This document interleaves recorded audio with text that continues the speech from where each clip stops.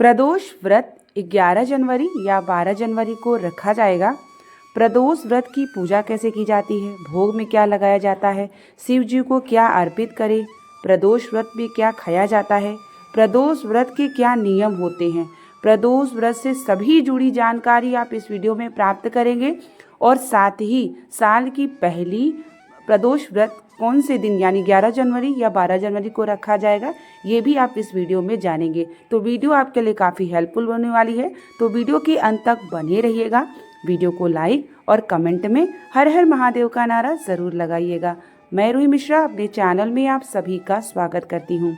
प्रदोष व्रत की यह थाली है, जैसे कि आप देख सकते हैं, पंचामृत, लंबी बाती का दीपक, जनेऊ, इत्र, अक्षत, पीला चंदन, भस्म और साथ में भोग क्या लगाया जाए।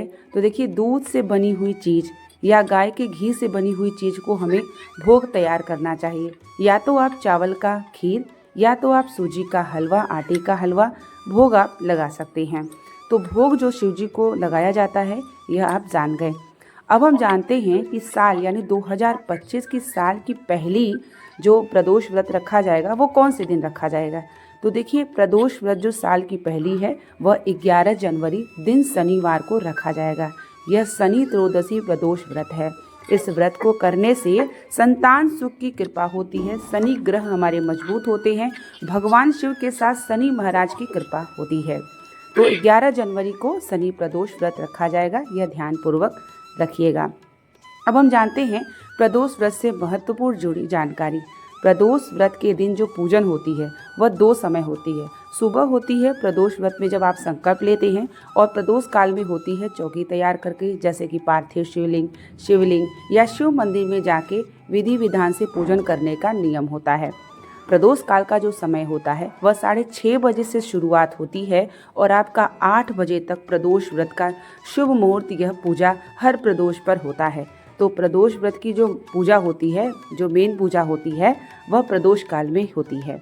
जैसा कि मैं आप सभी को बताई हूँ कि प्रदोष व्रत मैं भी करती हूँ और इसीलिए आप सभी को महत्वपूर्ण जानकारी प्राप्त होगी। महीने की 2 प्रदोष पड़ती है, एक शुक्ल पक्ष की और एक कृष्ण पक्ष की। प्रदोष व्रत करने से संतान सुख दीर्घायु की कृपा होती है, घर में सुख समृद्धि की कृपा होती है और आपका अखंड सौभाग्य की कृपा होती है। सभी माताओं बहनों को प्रदोष व्रत जरूर करना चाहिए अगर आप संभव हो तो। उसके बाद आपको शाम के समय, प्रदोष काल के समय, सबसे पहले अपने मुख्य द्वार पे एक दीपक भगवान शिव का ध्यान करते हुए जलाना चाहिए।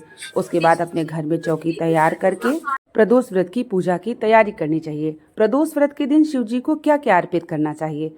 कनेर का पुष्प जरूर रखिए अपनी पूजा सामग्री में, थाली में। साथ ही आपको बेलपत्र, समी पत्र, धतूरा कांटे वाला, जो भगवान शिव को प्रिय है, अपराजिता, हर श्रृंगार, जो भी शिव जी को प्रिय होते हैं वो ज़रूर रखिए। पंचामृत ज़रूर रखिए, अलग अलग रख सकते हैं और एक साथ भी रख सकते हैं। थोड़ा सा गंगा जल भी ज़रूर रखिए।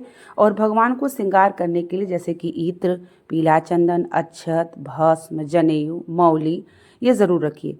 लाल रोली नहीं चढ़ती, सिंदूर नहीं चढ़ता, हल्दी नहीं चढ़ता, तो ये ध्यान में रखिएगा।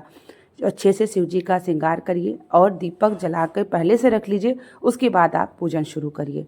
पार्थिव शिवलिंग जरूर बनाना चाहिए। पार्थिव शिवलिंग आप अपने गमले में, जैसे आपने देखा होगा कि बेल वृक्ष का ये गमला है, आप गमले में भी बना के पूजा के स्थान पे रख सकते हैं।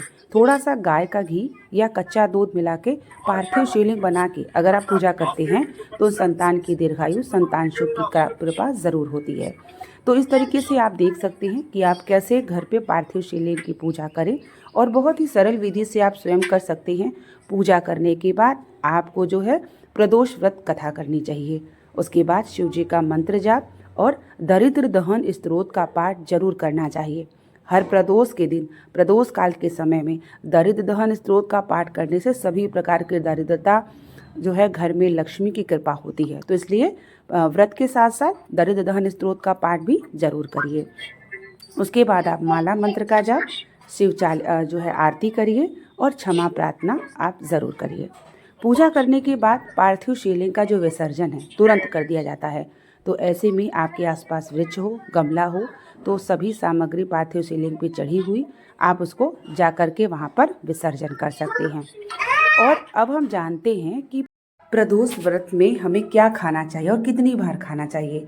देखिए, प्रदोष व्रत में सबसे पहले आप लोग जान लीजिए कि नमक नहीं खाया जाता। जैसे व्रत वाला नमक जो होता है वह सेंधा नमक होता है, तो वो बिल्कुल भी नहीं खाया जाता। लेकिन अगर जैसे किसी का बीपी लो हो जाता है तो अक्सर नमक खाने की जो है सलाह दी जाती है। तो ऐसे में अगर आप अस्वस्थ हैं तो आप सेंधा नमक खा सकते हैं। अगर आप स्वस्थ हैं तो सेंधा नमक बिल्कुल ग्रहण ना करें।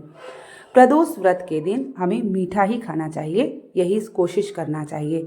और अगर आप स्वस्थ हैं तो प्रदोष काल की पूजा के बाद कुछ ग्रहण करें, चाय पानी पर ही रहिए, फल का जूस वगैरह ले लीजिए और प्रदोष काल की पूजा कर लीजिए। उसके बाद आप चाहे तो बनाना शेक बना सकते हैं, आप चाहे तो सेंधा आपका जो है हलवा जो होता है आप सिंघाड़े के आटे का वो बना सकते हैं। फलाहारी आप बना सकते हैं। अन्न नहीं खाया जाता तो आप जो है और स्वयं बना के खाइए। जैसे परिवार के कोई सदस्य हैं और आप सोचे कि हम उनसे कह के बनवा के खा लें, तो ऐसा ना करिए। प्रदोष व्रत में स्वयं से खाइए आप बना करके।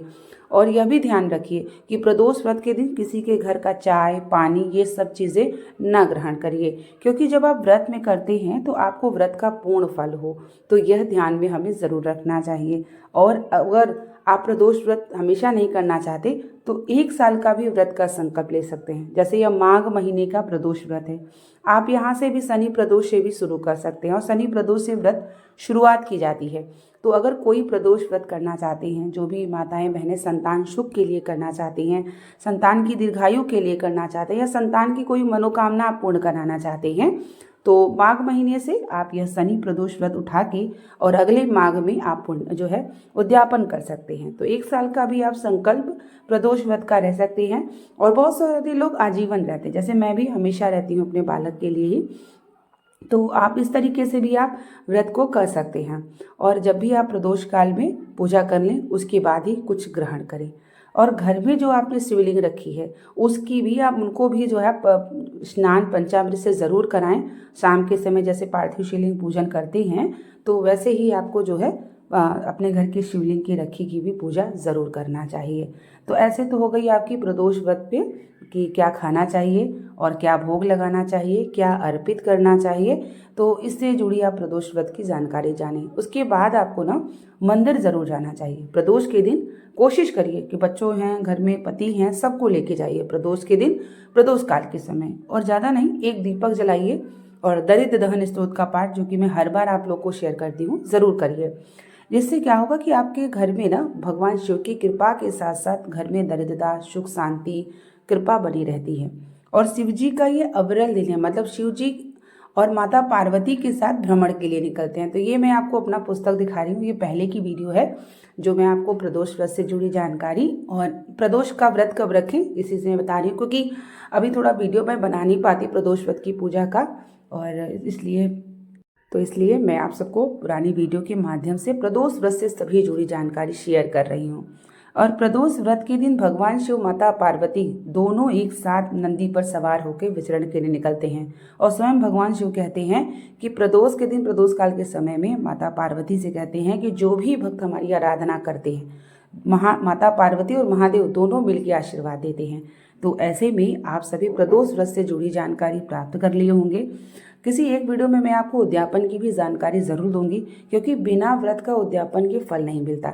तो प्रदोष व्रत का उद्यापन कैसे होता है, जैसे ही मैं खाली पाऊंगी उसकी भी वीडियो आपको ज़रूर शेयर करूंगी। अभी तो आपको आने वाली वीडियो में मकर संक्रांति से जुड़ी जानकारी मिलने वाली है।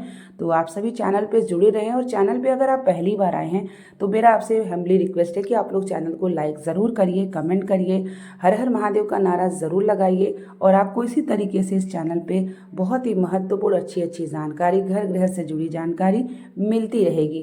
तो मिलते हैं एक नई वीडियो के साथ, तब तक के लिए आप सभी को श्री शिवाय नमस्तुभ्यम, हर हर महादेव।